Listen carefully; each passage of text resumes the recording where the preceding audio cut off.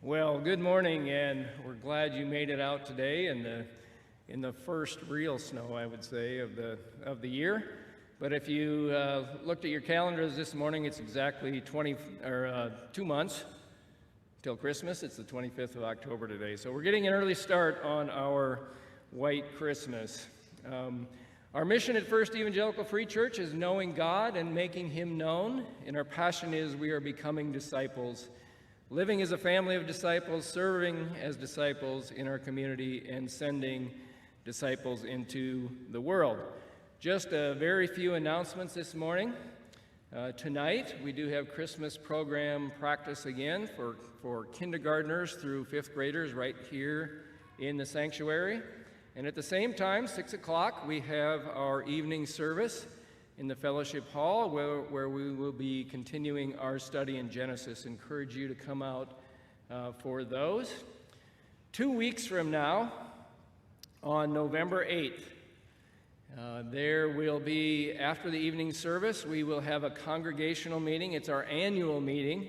So if you're a member of this church, we encourage you to come out for that. We will be doing things like considering the budget for next year. We'll have a financial report on this year. We'll also be considering nominations for elder and for deacon. And then we will have some new members to vote on again at that meeting. So please mark your calendar and plan to come out for that if you are a member. We have a couple of projects going on. We have Operation Christmas Child. Again, look for the signs out there. It goes on through November 18th. And then 40 Days for Life, the opportunity to pray for the unborn.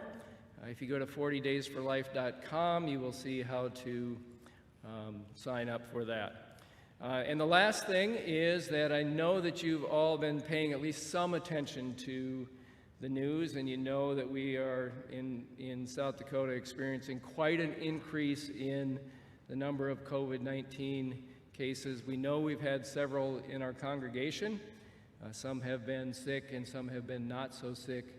But we are at about double now of the cases in Lincoln and Minnehaha County that we had when we were closed, when we weren't meeting.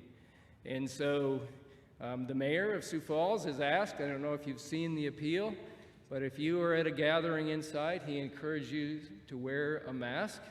And the precautions we are taking here are we're spacing out like we're supposed to.